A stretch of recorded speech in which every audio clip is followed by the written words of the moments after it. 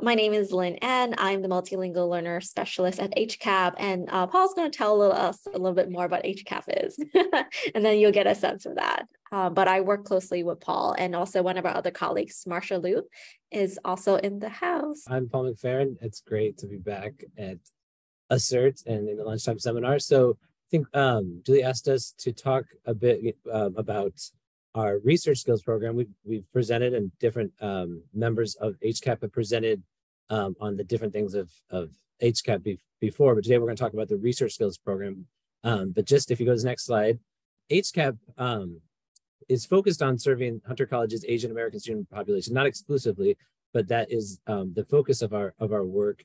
The Asian American or Asian American Pacific Islander students now make up 33% of Hunter's undergrads, and so it's the largest racial group here at Hunter.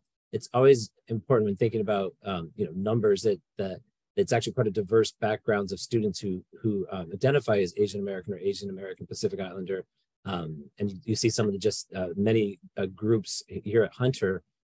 Similar, of course, to all Hunter students, Asian American students are oftentimes the first generation college-going student in their families. They come from sometimes living in poverty or from immigrant backgrounds, as well as they come from families that speak languages other than English. So they represent a wide variety of backgrounds at Hunter. If you go to the next slide, Lynn. So HCAP has a long history now at Hunter. We started in 2016 with our first grant. You can see the acronym. It's kind of clunky, the ANAPISI, what it stands for. And you can also see some of the text there of the focus of what HCAP does in terms of building the capacity for Hunter to better support Asian American Pacific Islander students.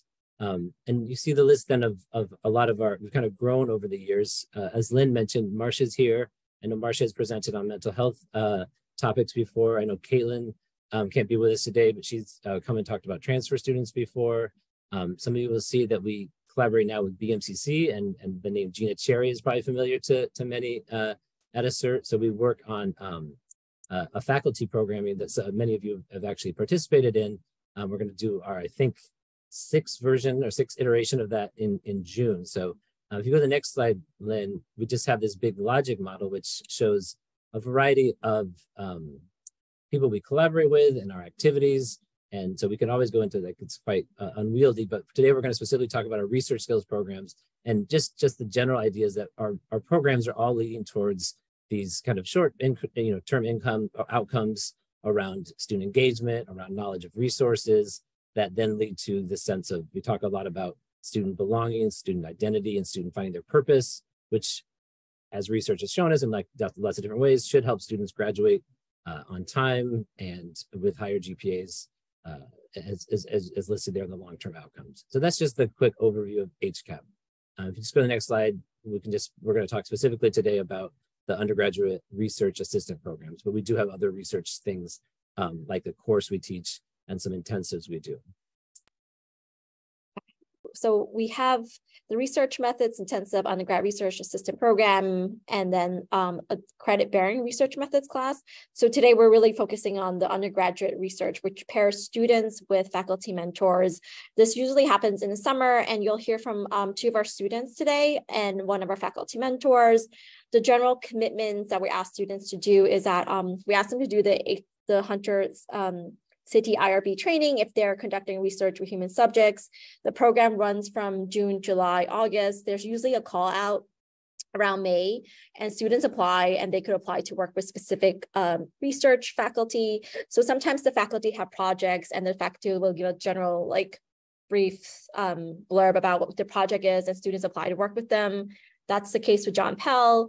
Other times, faculty are open to supervising student-led projects. So those are those two tracks. And what they do during the summer is that we ask that they do at least one check-in with their mentor each month.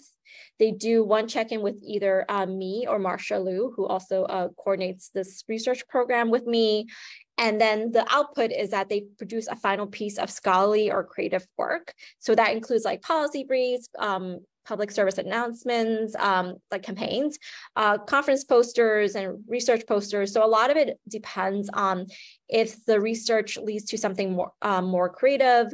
A big piece of our program isn't just about doing research with Asian American communities. It's also about like using that as a way to explore their own identities as students, as researchers, and they don't even have to be Asian American identifying students to participate and to actually benefit from this program. And then at the end of the summer, they present their work at our summer reunion, which is kind of nice and fun.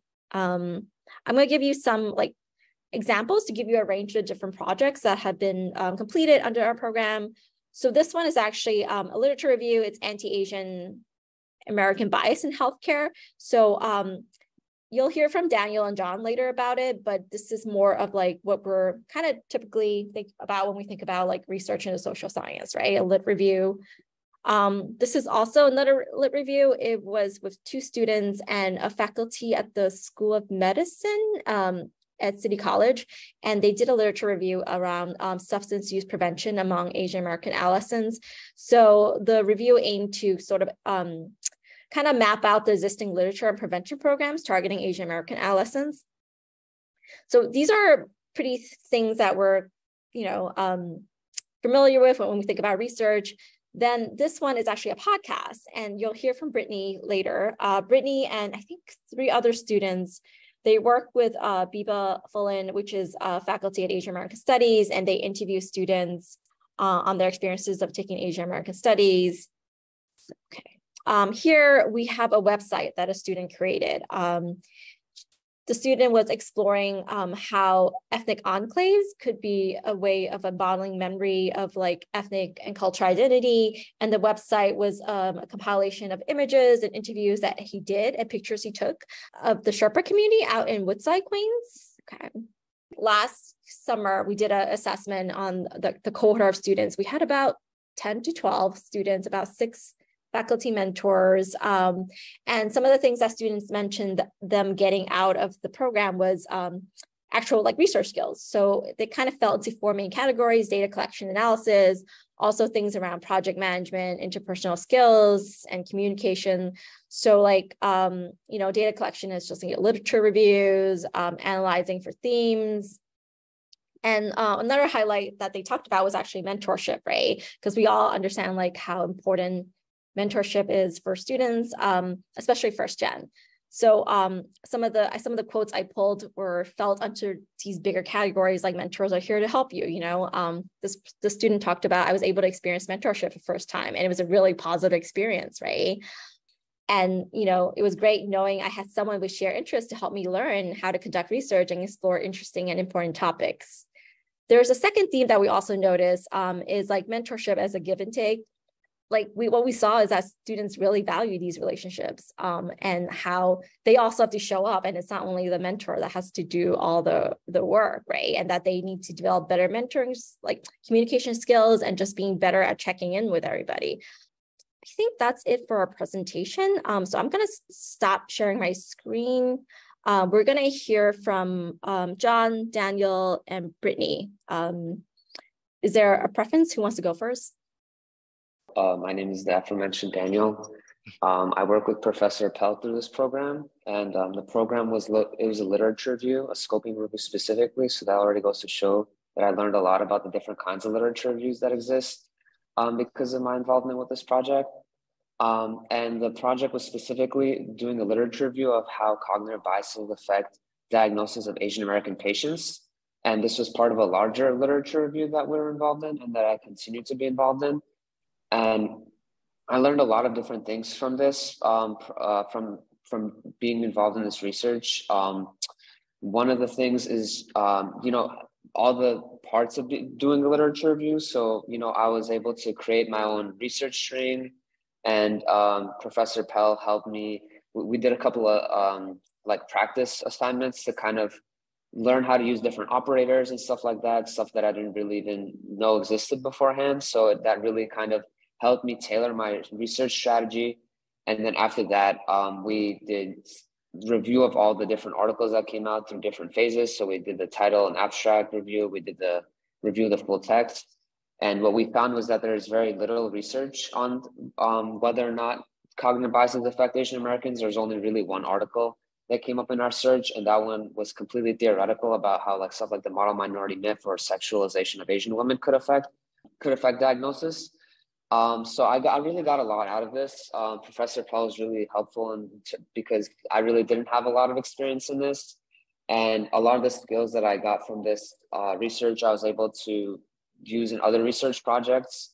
So for example, I applied for another research position recently, and they specifically took me because of a lot of the skills that I learned doing this research. So specifically the ability to, create the search strategies and being able to code like being able to pull out information from articles, and so you can like systematically review it.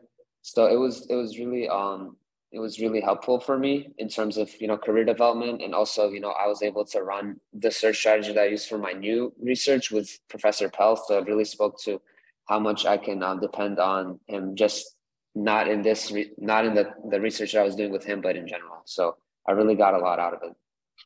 That's all. And Daniel, didn't you get an article published recently? I did get an article published recently, but it does not have to do with literature review, but I did get an article published.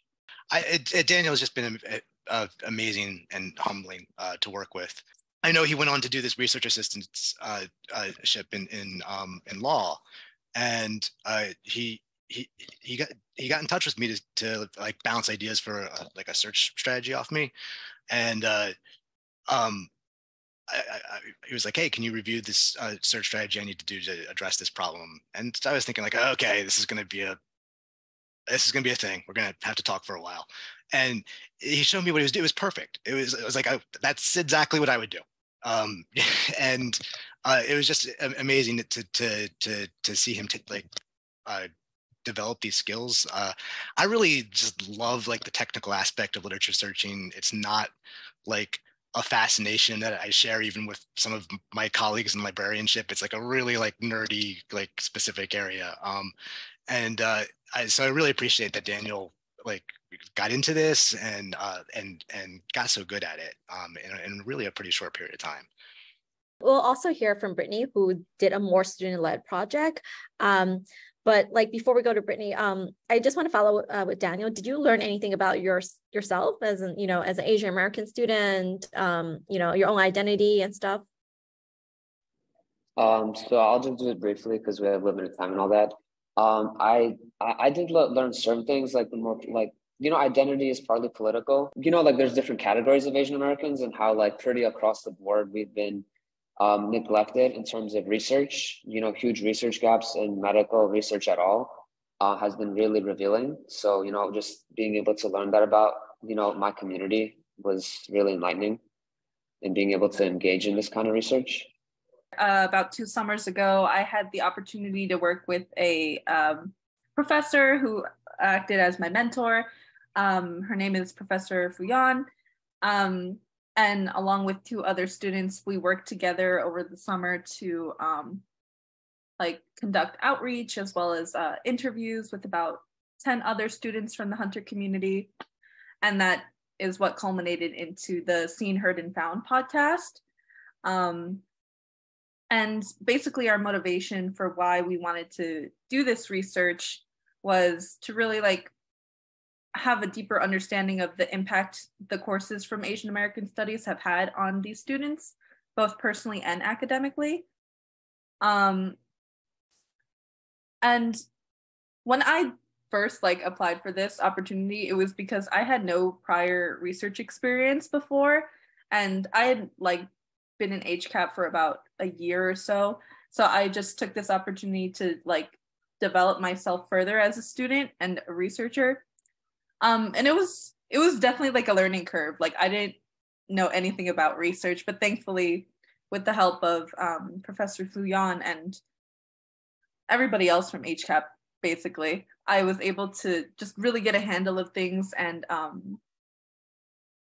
really sharpen my communication and interpersonal skills. I had learned that an interview is not just sitting across from a person and just kind of extracting a narrative from them, just asking them questions one after another. Really, it's about understanding the person who's sitting across from you and paying attention to the details of their story, how they want to lead it. And really my role there as an interviewer was more as a listener. And that for me was like really powerful, because I thought for research, it was just so like, oh yeah, I'm doing this, I'm in control. Like the person who obviously agreed to be interviewed is important, but I never realized just how collaborative it could be. And I think that was really like just valuable to learn about. And obviously at the end of the summer, we got to do the reunion, and I was able to present my research along with my partners, Rachel and Shinbing. And that was really fun, because it was not so like pressured to just, how do I say this? It was just like a relaxed environment, but an opportunity to just speak openly about what we did, what we learned, and how we grew throughout this process. And I'd say I definitely learned a lot about myself, but I had more joy learning about like what my peers had like learned from their classes. And I feel like we often shared a very similar sentiment about Asian American studies, in that it wasn't just the course content, but rather the professors who also made the impact that much more significant and meaningful to them. Like the whole purpose of this project again was to get their input and their insights about what these classes meant to them. And for so long, many of these students had mentioned that before coming to Hunter College, their curriculums did not have any kind of Asian American history, or it was very like brief. And to them, I think that meant that their histories didn't matter. And in our space and time together, we got to actually share about not only ourselves, but our families, our immigration stories, like topics ranging from like mental health to like just like how they're doing in school.